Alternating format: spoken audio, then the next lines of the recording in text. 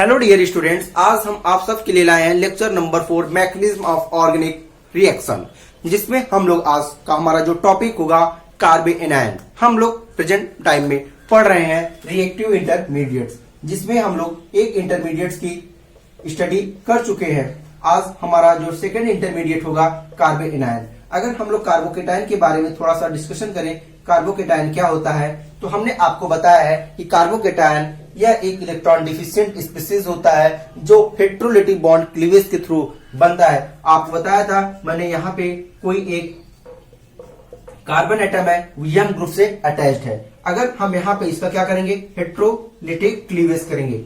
Heterolytic cleavage करेंगे तो यहाँ पे हमने आपको बताया था कि the electronegativity of carbon is less than electronegativity of यम।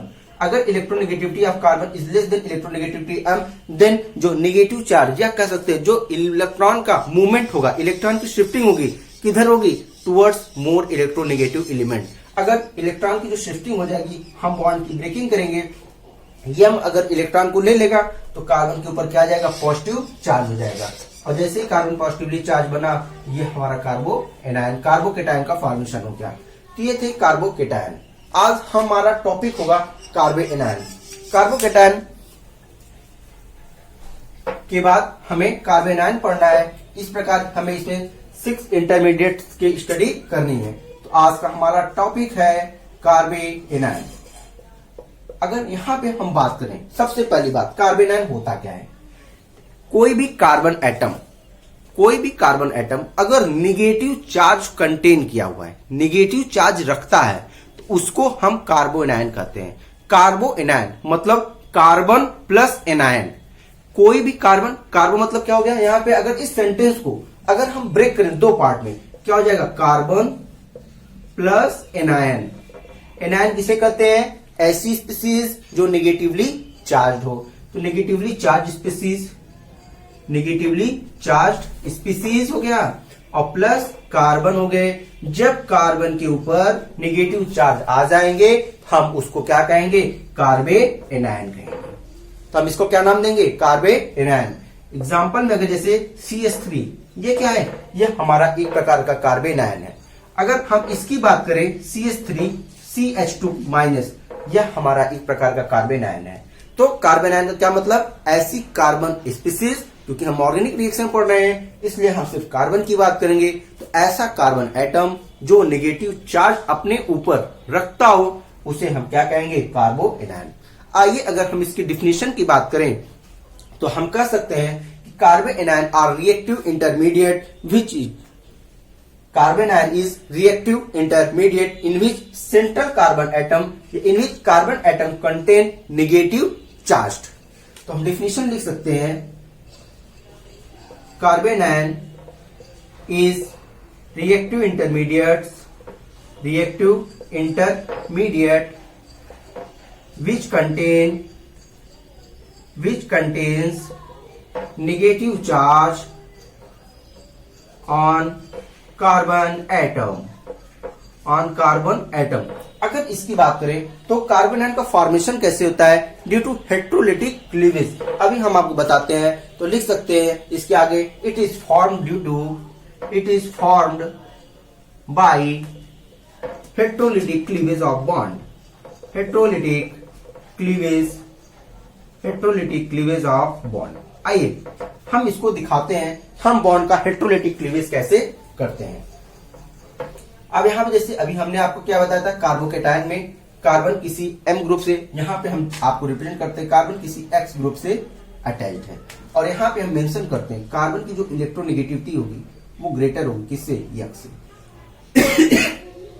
तो electronegativity of carbon is greater than electronegativity of X। अब आप जानिए, जब कार्बन की इलेक्ट्रोनेगेटिविटी होगी तो अब मूवमेंट ऑफ इलेक्ट्रॉन किधर होगा, टुवर्ड्स कार्बन एटम। जब हम बॉन्ड का क्लीवेज करेंगे इधर, अब हमने क्या किया, बॉन्ड का क्लीवेज किया। अब कार्बन के ऊपर क्या आ गया, नेगेटिव चार्ज प्लस X ऊपर क्या आ गया, पॉजिटिव चार्ज। अब इसी स्पीसीज को हम क्या नाम देंगे, कार्बोएनायन। और यहाँ पे बॉन्ड कैसा हुआ, हेट्रोलिटिक क्लीवेज हुआ। हेट्रोलिटिक क्लीवेज आप दूसरा नाम दे सकते हैं हेट्रोलिसिस। आप इसको हेटेरोलिसिस के नाम से भी जानते हैं। तो हम क्या कर सकते हैं, carbon ion is reactive intermediate which contain negative charge on carbon atom, it is form by heterolytic cleavage of bond. अगर कुछ और इसकी प्रॉपर्टीज की बात करें, देखिए कार्बन कंटेन नेगेटिव चार्ज, इसलिए हम इसको न्यूक्लियोफाइल के नाम से भी जानते हैं। यहाँ पे अगर कार्बन की देखें, इसका कार्बन का ऑक्टेट कंप्लीट है, कार्बन कितना 8 इलेक्ट्रॉन रखा हुआ है, इसलिए हम इसको न्यूक्लियोफाइल कर सकते हैं। और अगर इसको हम एसिड और बेस के कंसेप्ट पे बोले तो जितने भी कार्बन आयन होते हैं वो लेविस बेस की तरह वर्क करते हैं, वो लेविस बेस की तरह वर्क करते हैं। और अगर बात करें इसके अगली प्रॉपर्टी की, कार्बन एनायन जो होते हैं वो डायमैग्नेटिक नेचर कंटेन करते हैं, वो डायमैग्नेटिक नेचर करते हैं, जो अभी कैरेक्टरिस्टिक्स ऑफ कार्बन एनायन में हम इसको कंप्लीट पॉइंट टू पॉइंट बताएंगे आपको। ओके, आइए अगर हम इसके कुछ एग्जांपल आपके सामने लाएं तो क्या होंगे इसके एग्जांपल्स। पहला हमारा होगा मेथिल कार्बन आयन, जिसको हम CH3 minus, ethyl carbon ion CH3 CH2 minus, isopropyl carbon ion, ये देखिए आइसोप्रोपिल कार्बन आयन। नेक्स्ट अगर हम बात करें टर्ट ब्यूटिल कार्बन आयन, ये देखिए tert butyl carbon ion. Next अगर हम बात करें बेंजील carbon ion, this is बेंजील carbon ion. तो ये सब कुछ इसके कार्बन आयन के एग्जाम्पल हैं। नेक्स्ट अगर हम बात करें टाइप्स ऑफ कार्बन आयन, तो कार्बन आयन की अगर हम टाइप्स की बात करें तो कार्बन आयन 3 प्रकार के होते हैं, जिसमें हम कह सकते हैं primary carbon ion, secondary carbon ion and tertiary carbon ion. अगर हम लोग प्राइमरी कार्बन आयन की बात करें, फर्स्ट हमारा प्राइमरी कार्बन आयन होगा, तो अगर इसकी बात करें this is ethyl carbon ion, और इसका स्ट्रक्चर जो होगा CH3 CH2 minus. This is propyl carbon ion, CH3 CH2 and CH3 CH2 minus. Butyl carbon ion CH3 CH2 CH2 minus. बेंजील carbon ion, जैसा अभी हमने आपको दिखाया था, CH2 contain negative charge, this is called बेंजील carbon ion. अगर next इसके types की बात करें तो वो हमारा होता है सेकेंडरी कार्बन आयन, जिसे हम लोग 2 डिग्री कार्बन आयन के नाम से भी जानते हैं। इस secondary carbon ion, point number 2, secondary carbon ion. अगर सेकेंडरी कार्बन आयन की हम बात करें, जैसे this is secondary carbon ion, अगर हम इसकी नाम बात करें आइसोप्रोपिल कार्बन आयन, इसे हम आइसोप्रोपिल कार्बन आयन के नाम से भी जानते हैं। नेक्स्ट बात करें secondary butyl carbon ion, this is secondary butyl carbon ion, secondary butyl carbon ion. Next अगर बात करें सेकेंडरी पेंटिल कार्बन आयन, 1 2 3 4, ये इसको हम कह सकते हैं secondary pentyl carbanion. Next अगर हम बात करें इसे हम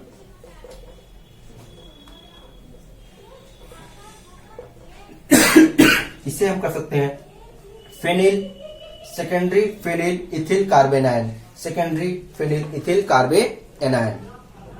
नेक्स्ट अगर हम बात करें 3 डिग्री कार्बन आयन की बात करें, तो 3 डिग्री कार्बन आयन को हम लोग टर्शियरी कार्बन आयन के नाम से भी जानते हैं। नेक्स्ट हमारा होगा third point tertiary carbon ion, tertiary. अगर हम लोग बात करें ऐसे कार्बन एटम जो नेगेटिवली चार्ज कार्बन एटम से अगर 3 कार्बन ग्रुप अटैच्ड है तो उन्हें हम टर्शियरी कार्बन एटम के नाम से जानते हैं। जैसे अगर हम यहाँ पे बात करें this is tertiary carbon atom. अगर इसकी बात करें तो tert butyl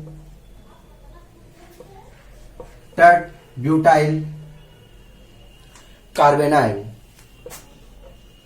tert butyl carbon ion. Next अगर हम बात करें तो इसको हम कह सकते हैं tert pentyl,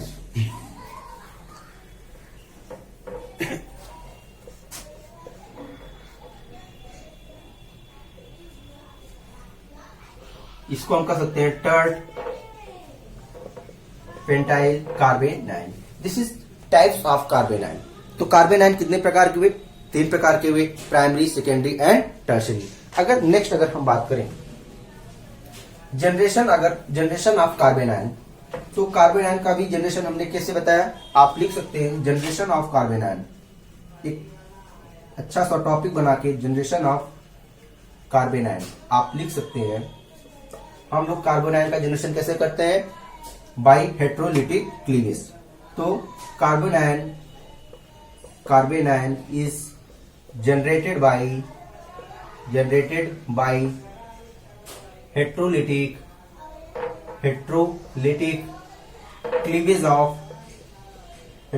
cleavage of covalent bond. किसी भी कोवैलेंट बॉन्ड का अगर आप हेट्रोलिटिक क्लीवेज करेंगे तो कार्बन आयन का फॉर्मेशन होगा। जैसे अभी हमने आपको बताया, ये देखिए आप यहाँ पे किसी भी एलिमेंट X को अटैच कर दीजिए और इस चीज को आप ध्यान रखेंगे कि जो electronegativity of carbon atom is greater than electronegativity of X atom. आप यहाँ पे जानते रहिए electronegativity of carbon greater than electronegativity of X, then electron will shift in those direction whose electronegativity is greater, then carbon become negative charge and X become positive charge and this is formation of carbon ion. This is carbon ion. अब यहाँ पे देखिए carbon का एक octet complete है, इसलिए आप इसको न्यूक्लियोफाइल इलेक्ट्रॉन रिच स्पीसीज होने की वजह से आप इसको न्यूक्लियोफाइल का भी नाम दे सकते हैं। इसको आप लेविस बेस के नाम से भी जान सकते हैं। ये क्या है हमारा लेविस बेस। नेक्स्ट अगर इसकी कुछ स्ट्रक्चर की बात करें, हमारा नेक्स्ट हो जाएगा heading structure of carbon ion.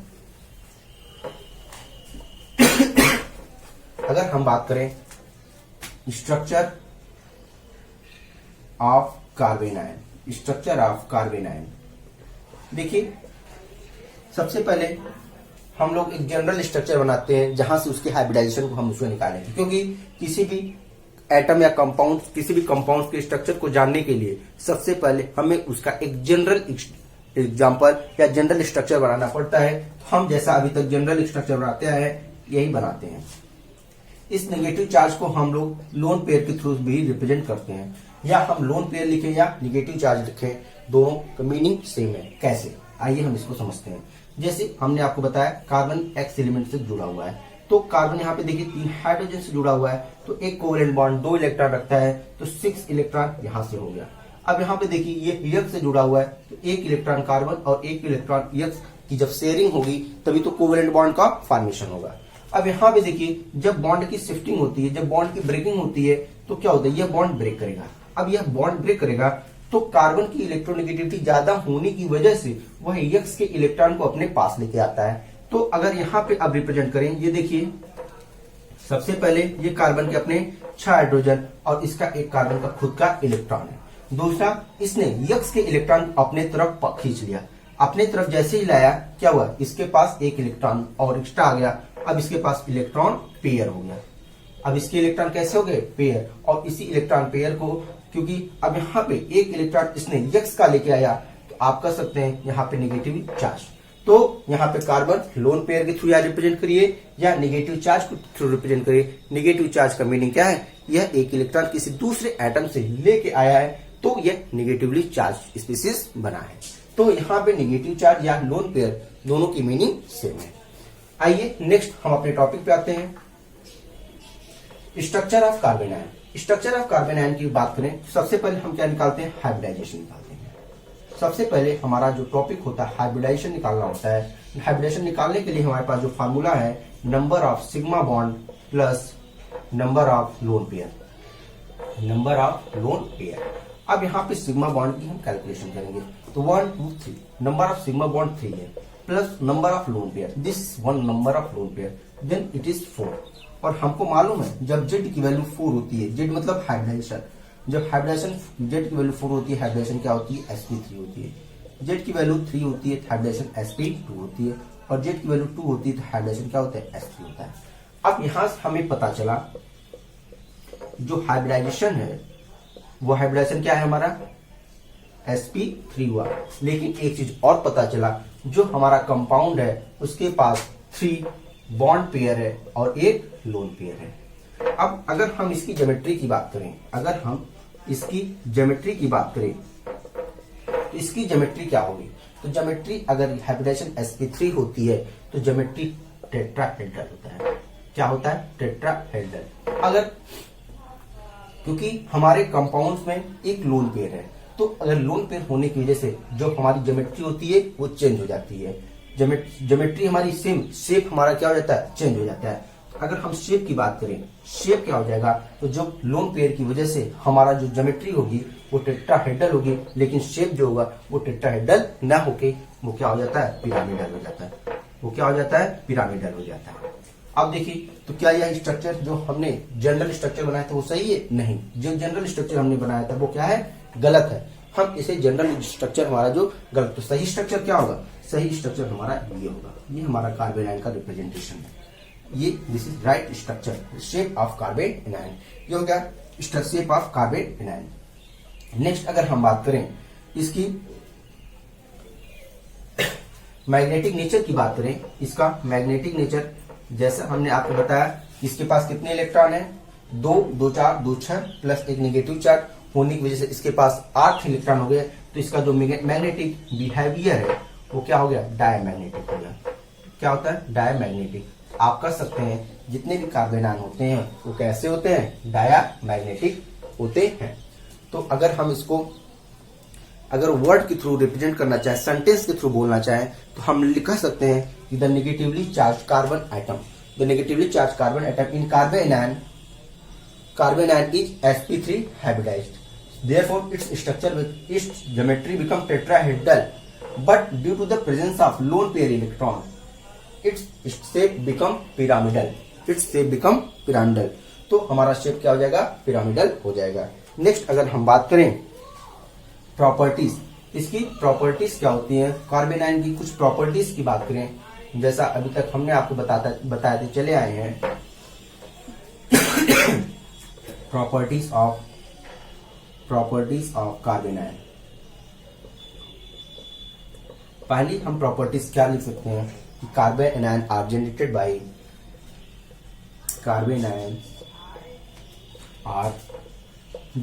Bye heterolytic cleavage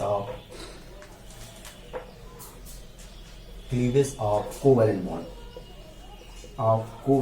bond. Next अगर हम बात करें, carbanions are electron rich species. अब देखिए नेक्स्ट हमारा जो पॉइंट हुआ, क्या हुआ, carbanions are electron rich species. Third point अगर हम बात करें, देखिए कोई भी इलेक्ट्रॉन रिच स्पीसीज होती है वो किसकी तरह बिहेव करने लगती है, न्यूक्लियोफाइल की तरह बिहेव करती है। जैसा हमने आपको बताया, हम लिख सकते हैं carbon ions behave like nucleophile. ये क्या होती है, न्यूक्लियोफाइल की तरह बिहेव करती हैं। नेक्स्ट अगर हमने आपको बताया carbanions are also called, हम कार्बन आयन को लेविस बेस के नाम से जानते हैं। नेक्स्ट अगर हम बात करें, carbanions are diamagnetic in nature. ये कैसे होते हैं, डायामैग्नेटिक नेचर के होते हैं। नेक्स्ट अगर हम प्रॉपर्टीज की बात करें कार्बन आयन की, तो हमारी जो नेक्स्ट प्रॉपर्टी हो जाएगी वो होगी पॉइंट नंबर 6। हमारा पॉइंट नंबर 6 होगा कार्बन आयन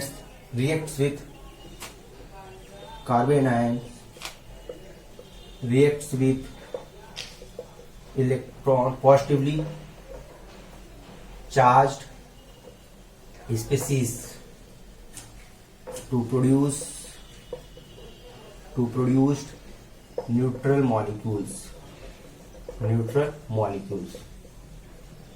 कहने का सेंस है कि कार्बन आयन कैसा होता है, यह इलेक्ट्रॉन रिच स्पीसीज होता है, या इलेक्ट्रॉन डिफिशिएंट स्पीसीज या पॉजिटिवली चार्ज स्पीसीज से क्या करेगा, रिएक्शन करेगा, और जब रिएक्शन करेगा तो न्यूट्रल मॉलिक्यूल्स का फॉर्मेशन करेगा। अगर एग्जांपल की बात करें तो CH3 माइनस, अगर वो क्या करेगा, H प्लस के साथ रिएक्शन करेगा तो क्या बनाएगा, CH3 और हाइड्रोजन। तो हम इसको क्या कर सकते हैं, CH4। नेक्स्ट अगर एग्जांपल की बात करें, अगर CH3 CH2 माइनस, यह रिएक्शन करेगा किसके साथ, NO2 प्लस। अब यहाँ पे क्या बनेगा, CH3 CH2 and NO2। This is properties of carbon ion, या हम कह सकते हैं characteristics of carbanion. Next अगर हम बात करें कि stability of carbon ion, carbon ion की अगर हम स्टेबिलिटी ऑर्डर्स की बात करें, अगर हम स्टेबिलिटी ऑफ कार्बन आयन की बात करें तो इसके लिए एक जो हमारा ऑर्डर होगा, सबसे पहला ऑर्डर होगा एरोमेटिसिटी। अगर कोई भी कार्बन आयन एरोमेटिक नेचर रखता होगा उसकी स्टेबिलिटी सबसे ज्यादा होगी, उससे कम जिसकी स्टेबिलिटी होगी वो क्या होगी, रेजोनेंस की होगी। कोई भी कार्बन आयन रेजोनेंस इफेक्ट या मेसोमेरिक इफेक्ट रखता होगा देन उसकी स्टेबिलिटी होगी। देन हम किसके पास जाएंगे, हाइपर कॉन्जुगेशन के पास जाएंगे, हाइपर कॉन्जुगेशन। देन अब यहां पे देखिए इंडक्टिव इफेक्ट, देन हम देखेंगे इंडक्टिव इफेक्ट। अगर यहां पे अगर हम बात करें जितने भी प्लस आई ग्रुप होंगे, प्लस आई ग्रुप यह क्या है, कार्बन आयन की स्टेबिलिटी को घटाएंगे, और जितने भी माइनस आई ग्रुप होंगे, minus I group carbon ion की स्टेबिलिटी को क्या कर देंगे, बढ़ा देंगे। आइए हम एग्जांपल के थ्रू इसको देखते हैं। तो हमारा ऑर्डर क्या होगी, सबसे पहले aromaticity, then resonance, then hyperconjugation, then inductive effect. Inductive effect में minus I group increase the stability of carbanion and plus I causing group decreases the stability of carbanion. Next अगर हम बात करें सबसे पहला order जो हम लोग के पास होनी चाहिए, जैसे अगर हम यहां पे बात करें CH3 negative charge, CH3 CH2 negative charge, CH3 negative charge, CH3 negative charge. अगर यहां पे हम आपसे कहें कि compare the stability order of the carbon ion, तो अभी हमने क्या बताया, देखिए अगर यहां पे अगर स्टेबिलिटी की बात करें तो कार्बोकेटायन में क्या होता था, जस्ट अपोजिट होता था। कार्बोकेटायन में सबसे ज्यादा 3 डिग्री कार्बोकेटायन क्या होता था, मोर स्टेबल होता था। लेकिन कार्बन आयन के केस में ऐसा नहीं होगा, यहाँ पे जस्ट उल्टा हो जाएगा। और यहाँ पे आप देखेंगे थोड़ा सा आपको एक्सेप्शन केस मिलेगा, यहाँ पे आपका हाइपर कॉन्जुगेशन कंसेप्ट नहीं लगेगा। यहाँ पे हमारा जो केसेस लगते हैं वो इंडक्टिव इफेक्ट लगते हैं। कैसे, यहाँ पे देखिए हमको मालूम है CH3 क्या होता है, प्लस आई काजिंग ग्रुप होता है, प्लस आई काजिंग ग्रुप होता है। तो प्लस आई काजिंग ग्रुप क्या होती है, इलेक्ट्रॉन डेंसिटी बढ़ा देती है कार्बन एटम पे। तो ये इलेक्ट्रॉन पुशिंग ग्रुप होते हैं, या इलेक्ट्रॉन रिलीजिंग ग्रुप होते हैं, या कह सकते हैं इलेक्ट्रॉन डोनेटिंग ग्रुप होते हैं। तो जब CH3 अपने इलेक्ट्रॉन को CH2 के पास डोनेट करेगा या CH2 के पास पुश करेगा, जैसे ये पुश करेगा तो इलेक्ट्रॉन डेंसिटी CH2 पे बढ़ेगी, क्योंकि CH2 क्या है, एक नेगेटिवली चार्ज स्पीसीज है। इसके पास खुद इलेक्ट्रॉन क्या है, ज्यादा है, ये एक स्टेबल मॉलिक्यूल है। और जैसे CH3 अपने इलेक्ट्रॉन को CH2 के पास भेजेगा, यह अनस्टेबल होना शुरू हो जाएगा। तो यहाँ पे ये क्या हो जाएगा, अनस्टेबिलिटी इसके अंदर स्टार्ट हो जाएगी। यहाँ पे एक प्लस आई ग्रुप है, लेकिन अब यहाँ पे आप देखेंगे यहाँ पे 2 प्लस आई ग्रुप है। तो जब 2 प्लस आई ग्रुप है, यहाँ से भी इलेक्ट्रॉन जाएगा, यहाँ से भी इलेक्ट्रॉन इसके पास जाएगा। और आपको मालूम है CH क्या है, खुद एक इलेक्ट्रॉन रिच स्पीसीज है। और जब 2 तरफ से इसके पास इलेक्ट्रॉन आएंगे तो इसकी अनस्टेबिलिटी और बढ़ जाएगी, इसकी अनस्टेबिलिटी और बढ़ जाएगी। और इस केस में CH3 में 3 CH3 ग्रुप है, 3 प्लस आई काजिंग ग्रुप है। और जब तीनों तरफ से इलेक्ट्रॉन क्या होंगे, पुश होंगे, आप समझ सकते हैं इसकी स्टेबिलिटी सबसे कम हो जाएगी। यह कह सकते हैं यह मोस्ट अनस्टेबल हो जाएगा, मोस्ट अनस्टेबल, सबसे ज्यादा अनस्टेबल। तो हमारा जो स्टेबिलिटी ऑर्डर हो जाएगा, तो फर्स्ट इज सबसे ज्यादा stable, then second, then third, then fourth. This is exception cases here hyperconjugation is not involve. यहाँ पे हाइपर कॉन्जुगेशन आप नहीं लगाएंगे। अगर आप यहाँ पे हाइपर कॉन्जुगेशन लगा देंगे तो यहाँ पे नॉट हाइपर कॉन्जुगेटिंग स्ट्रक्चर बनेंगे, तो यहाँ पे स्टेबिलिटी ऑर्डर सबसे ज्यादा होगी। लेकिन यहाँ पे आप नहीं लगाएंगे, यहाँ पे आप कौन सा कंसेप्ट लगाएंगे, इंडक्टिव इफेक्ट लगाएंगे। यहाँ पे आप देखेंगे CH3 क्या है, 3 ग्रुप से, इस कार्बन एटम 3 CH3 ग्रुप से अटैच्ड है। ज्यादा से ज्यादा यहाँ पे इलेक्ट्रोनेगेटिविटी बढ़ जाएगी, और जब ज्यादा इलेक्ट्रॉन डेंसिटी बढ़ जाएगी तो जाहिर सी बात है यहाँ पे क्या हो जाएगी, कंपाउंड हमारा अनस्टेबल हो जाएगा, और जब अनस्टेबल हो जाएगा तो हमारी स्टेबिलिटी क्या होगी, हमारी स्टेबिलिटी ऑर्डर यह हो जाएगी। नेक्स्ट अगर हम बात करें आप एग्जाम्पल के लिए, नेक्स्ट एग्जाम्पल हमारा हो जाएगा जैसे CH3 single bond, CH2 negative charge, CH double bond, CH2। ये क्या हो गया, हमारे एलाइलिक ग्रुप होते हैं। तो ये हमारा एलाइलिक ग्रुप है, तो हम इसे क्या करते हैं, एलाइलिक कार्बोकेटायन के नाम से जानते हैं। नेक्स्ट अगर हम बात करें CH3, CH एंड CH3, ये क्या है, हमारा आइसोप्रोपिल ग्रुप है। तो यहाँ पे हम आइसोप्रोपाइल ग्रुप है। नेक्स्ट अगर हम इसमें आपसे ऑर्डर की बात करें, अगर एक इसको भी ले ले CH3 माइनस, तो अगर हम यहाँ पे आपसे ऑर्डर की बात करें तो आप देखिए यहाँ CH2 है, यहाँ पे डबल बॉन्ड है, यहाँ पे क्या हम आपसे पूछेंगे रेजोनेंस कॉन्सेप्ट लगेगा? हाँ, रेजोनेंस कॉन्सेप्ट लगेगा। क्यों? क्योंकि यहाँ पे डबल बॉन्ड, सिंगल बॉन्ड और नेगेटिव चार्ज है। तो अगर हम नेगेटिव चार्ज का डीलोकलाइजेशन देखिए अगर करें तो CH2 से इलेक्ट्रॉन को इधर शिफ्ट करेंगे, यह इलेक्ट्रॉन इधर शिफ्ट हो जाएगा, तो क्या हो जाएगा, CH2 double bond, CH single bond, CH2 minus. ये देखिए हाइपर रेजोनेंस लगा। यहाँ पे क्या रेजोनेंस लगेगा? नहीं, यहाँ पे रेजोनेंस कॉन्सेप्ट हम नहीं लगाएंगे। यहाँ पे कौन सा कंसेप्ट, रेजोनेंस। यहाँ पे आप इंडक्टिव इफेक्ट लगाएंगे। क्या लगाएंगे? या हाइपर कॉन्जुगेशन स्टेट। यहाँ पे दो CH3 ग्रुप है, लेकिन आप यहाँ पे इंडक्टिव इफेक्ट भी है, और यहाँ पे आप लगाएंगे हाइपर कॉन्जुगेटिंग स्ट्रक्चर। जैसे आप हाइपर कॉन्जुगेटिंग स्ट्रक्चर आप लगा देंगे, यहाँ पे देखिए CH3 तो क्या हो जाएगा, 6 रेजोनेटिंग स्ट्रक्चर बनेंगे। और इंडक्टिव इफेक्ट लगाएंगे तो एक इंडक्टिव इफेक्ट, यहाँ पे 2 इंडक्टिव इफेक्ट है, और दोनों तरफ से इलेक्ट्रॉन की पुशिंग होगी, और यहाँ पे भी अनस्टेबिलिटी बढ़ जाएगी। और दूसरी यहाँ पे बात करें, ये क्या है, हमारा न्यूट्रल मॉलिक्यूल है।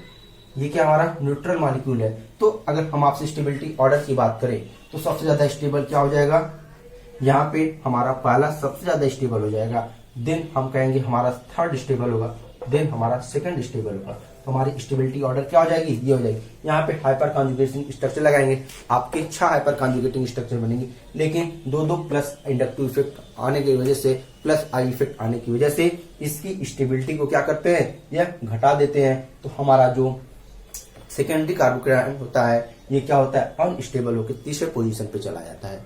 नेक्स्ट अगर हम बात करें, एक बहुत अच्छा एग्जांपल आप सबके सामने लाए हैं।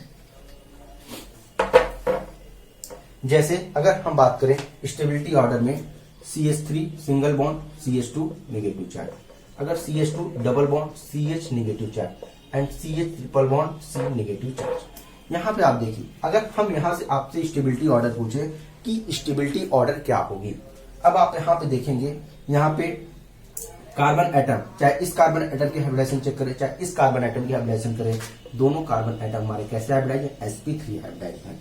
यहाँ पे अगर हाइब्रिडाइजेशन चेक करेंगे तो यहाँ पे क्या सा हाइब्रिडाइजेशन मिलेगा, sp2 मिलेगा, और यहाँ पे कौन सा हाइब्रिडाइजेशन मिलेगा, sp हाइब्रिडाइजेशन मिलेगा। अब यहाँ पे हमको जानना होगा कि कौन सा कंपाउंड सबसे ज्यादा स्टेबल होगा। तो हम स्टेबिलिटी को कैसे चेक करेंगे, यहाँ पे हाइब्रिडाइजेशन बताने का एक रीजन है। आपको हमने प्रीवियस जानना चाहिए कि percentage of S character, percentage of x character increases. अगर परसेंटेज ऑफ एक्स कैरेक्टर बढ़ेगा तो इलेक्ट्रोनेगेटिविटी भी क्या होती है, बढ़ती है। और की हम बात करें तो हमारा ऑर्डर ऑफ स्टेबिलिटी क्या हो जाएगी, सबसे ज्यादा स्टेबल कौन सा हो जाएगा, थर्ड हो जाएगा। थर्ड हमारा सबसे ज्यादा, उससे कम स्टेबल सेकंड, उससे लेस्ट स्टेबल क्या हो जाएगा, फर्स्ट हो जाएगा। समझ में आया? क्यों? क्योंकि कार्बन क्या है, यहाँ पे sp3 हाइब्रिडाइज्ड है, तो नेगेटिव चार्ज को अपने तरफ क्या इलेक्ट्रॉन डेंसिटी क्या करेगा, खुद अपने तरफ रखना पसंद करेगा। तो यहाँ पे थोड़ा सा ये क्या इलेक्ट्रॉन की शेयरिंग हो जाएगी, इलेक्ट्रॉन का डिस्ट्रीब्यूशन हो जाएगा, और जब इलेक्ट्रॉन डिस्ट्रीब्यूशन हो जाएगी तो स्टेबिलिटी इसकी बढ़ जाएगी। तो सबसे ज्यादा स्टेबल हमारा थर्ड हो जाएगा, देन सेकेंड हो जाएगा, देन फर्स्ट हो जाएगा। नेक्स्ट अगर हम आपके एग्जाम्पल की बात करें, नेक्स्ट एग्जाम्पल हमारा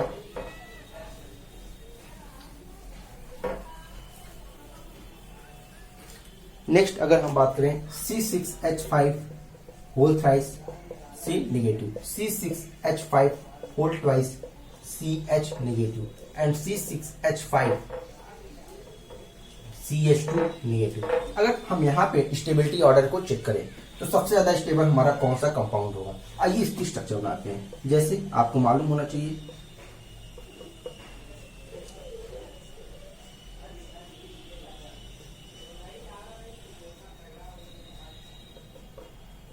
ये देखिए, ये क्या है, स्ट्रक्चर ऑफ दिस कंपाउंड। अगर यहाँ पे इस स्ट्रक्चर की बात करें तो यहाँ पे आप रेजोनेंस फैक्टर देखेंगे, इसमें भी रेजोनेंस है, इसमें भी रेजोनेंस है, इसमें भी रेजोनेंस है।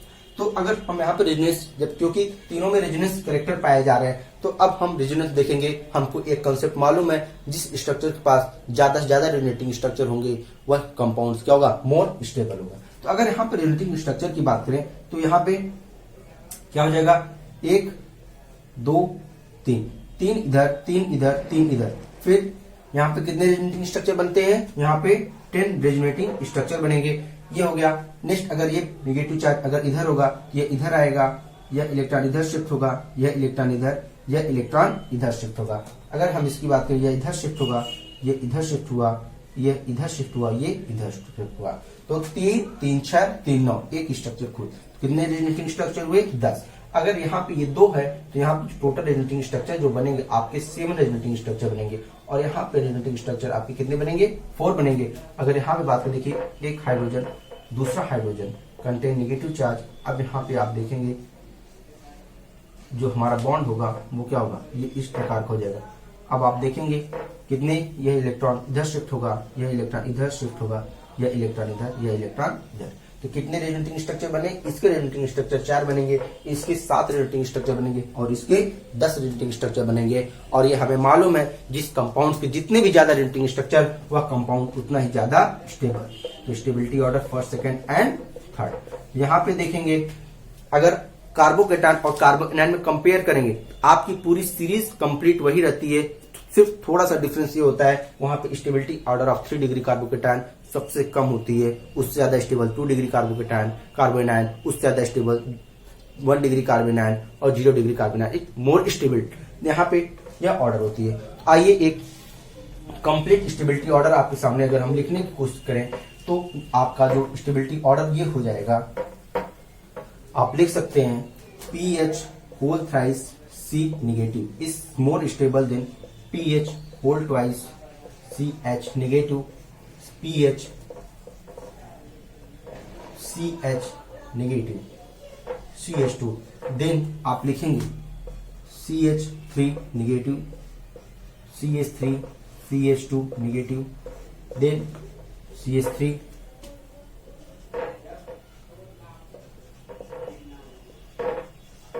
then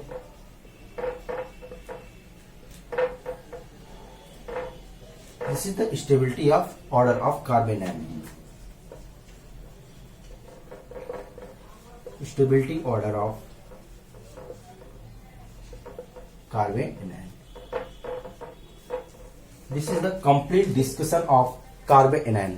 हम लोग नेक्स्ट एग्जांपल की बात करें। नेक्स्ट एग्जांपल हमारा ये हो जाएगा, negative charge CH2 negative charge, CH double bond CH2 and then ये देखिए ये हमारा नेगेटिव चार्ज। अगर हम आपसे यहाँ पे स्टेबिलिटी ऑर्डर पूछते हैं तो आप देखेंगे, यहाँ पे आप देखें क्या होगा, तो यहाँ पे आप देखेंगे कार्बोकेटान हमारा क्या है, 2 डिग्री है, ये 1 डिग्री कार्बोकेटान है, ये 3 डिग्री कार्बोकेटान। क्या हम आपसे पूछे यहाँ पे कॉन्जुगेशन है तो आप कहेंगे double bond, single bond and lone pair. तो यहाँ पे कॉन्जुगेशन तो है, double bond, single bond, lone pair, conjugation तो है, लेकिन यहाँ पे हम अगर स्टेबिलिटी ऑर्डर चेक करेंगे तो फिर यहाँ पे कौन इफेक्टिव हो जाएगा, इंडक्टिव इफेक्ट या इंडक्टिव इफेक्ट। इसलिए क्योंकि हमको मालूम है कि 3 degree carbocation is less stable than 2 degree carbocation is less stable than 1 degree carbocation. तो सबसे ज्यादा यहाँ पे स्टेबिलिटी ऑर्डर हमारा क्या हो जाएगा, 1 degree carbocation is more stable than 2 degree carbocation and more stable than 3 degree carbocation. तो हमारा स्टेबिलिटी ऑर्डर यही है, हमारा डिग्री ऑफ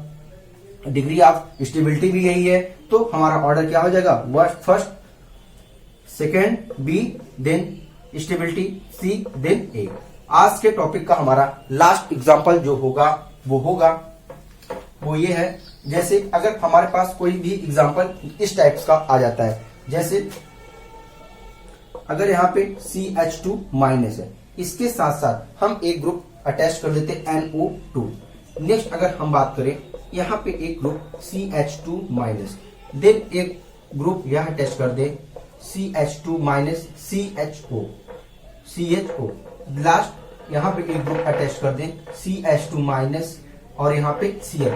अब हम आपसे पूछते हैं तो कैलकुलेट द या what is the stability order of this compound. तो अब आप स्टेबिलिटी ऑर्डर कैसे कैलकुलेट करेंगे, यहाँ पे आप देखेंगे कि CH2 CH2 CH2 CH2 हर तरफ क्या है, CH2 ग्रुप लगे हुए हैं यहाँ पे। अब यहाँ पे सभी कंपाउंड्स में रेजोनेंस इफेक्ट है। कौन सा इफेक्ट है, रेजोनेंस इफेक्ट पाया जाता है। लेकिन देखिए ये NO2 ग्रुप अरेंज होने की वजह से यहाँ पे NO2 ग्रुप अटैच्ड है, तो NO2 ग्रुप क्या करेगा, इलेक्ट्रॉन को अपनी तरफ पुश करेगा। जब NO2 अपनी तरफ इलेक्ट्रॉन को पुश करेगा तो CH2 से क्या होगा, इलेक्ट्रॉन रिंग की तरफ आएंगे और रिंग से इलेक्ट्रॉन NO2 की तरफ जाएगा। तो जब CO2 NO2 इलेक्ट्रॉन पुश करेगा तो यहाँ से जो इलेक्ट्रॉन नेगेटिव चार्ज है CH2 के ऊपर वो क्या होगा, कम होगा। और जब कम होगा आपको मालूम है जब नेगेटिव चार्ज कार्बन से हटेगा स्टेबिलिटी क्या होगी, इसकी बढ़ जाएगी। तो अब यहाँ पे न्यूट्रल मॉलिक्यूल है, इसमें तो किसी प्रकार कोई प्रॉब्लम नहीं है, ये जैसे वैसे रहेगा। लेकिन यहाँ पे CHO क्या होता है, ये प्लस I ग्रुप होता है। जब CHO प्लस I ग्रुप होगा तो क्या करेगा, इलेक्ट्रॉन डेंसिटी को रिंग की तरफ शिफ्ट करेगा। जैसे ही इलेक्ट्रॉन डेंसिटी को रिंग की तरफ शिफ्ट करेगा तो ये क्या करेगा, रिंग की स्टेबिलिटी को क्या कर देगा, घटा देगा। यह रिंग की स्टेबिलिटी को क्या करेगा, घटा देगा। क्यों, क्योंकि ये स्टेबल फिर ये इलेक्ट्रॉन इस तरफ पुश करेगा तो यह क्या, ये स्टेबल कम हो जाएगा। नेक्स्ट अगर हम बात करें इस मॉलिक्यूल्स की, अगर यहाँ पे इस कंपाउंड की बात करें Cl में क्या होता है, माइनस I इफेक्ट शो करता है। अब यहाँ पे देखिए लोन पेयर होने की वजह से आप जानते हैं जितने भी हैलोजन ग्रुप होते हैं वहां पे R इफेक्ट नहीं लगता, वहां पे सिर्फ क्या होता है, यह एक एक्सेप्शन केस है जहां पे माइनस I इफेक्ट डोमिनेट कर जाता है प्लस M या माइनस M इफेक्ट या रेजोनेंस इफेक्ट के ऊपर। तो यहाँ पे कौन सा ग्रुप इफेक्टिव, कौन सा इफेक्ट इफेक्टिव होगा, माइनस I इफेक्ट इफेक्टिव होगा। और यहाँ पे जब रेजोनेंस बनेगा आप देखेंगे फिर ये इलेक्ट्रॉन डेंसिटी को रिंग के ऊपर बढ़ा देगा। लेकिन अब हमें कंपेयर करना हो CHO और Cl में कौन सा ज्यादा इलेक्ट्रोनेगेट, कौन सा ग्रुप की स्टेबिलिटी को बढ़ाएगा। तो अगर हम बात करें स्टेबिलिटी ऑर्डर में तो जो हमारा CHO है वो ज्यादा स्टेबल होगा, जो ज्यादा रिंग को कम स्टेबलाइज करे कंपेयर टू ये। तो हमारा स्टेबिलिटी ऑर्डर क्या हो जाएगा, स्टेबल हमारा क्या हो जाएगा, कंपाउंड A हो जाएगा। उससे ज्यादा उससे कम स्टेबल क्या हो जाएगा, C हो जाएगा। उसके बाद D हो जाएगा और लीस्ट स्टेबल हमारा क्या हो जाएगा, B हो जाएगा। ओके, तो ये रहा आज का complete lecture on carbanion. Next video में हम लोग फ्री रेडिकल्स के बारे में डिस्कस करेंगे। प्लीज तब तक के लिए चैनल को लाइक करें, शेयर करें, सब्सक्राइब करें और उन सब बच्चों को शेयर करें जो कोचिंग एफोर्ड नहीं कर पा रहे हैं, और अपने दोस्तों फ्रेंड्स के साथ भी काफी शेयर करें नेक्स्ट वीडियो में, जिससे हम लोग फ्री रेडिकल और ज्यादा से ज्यादा लोगों के साथ पढ़ सकें। तब तक के लिए बाय बाय, गुड बाय।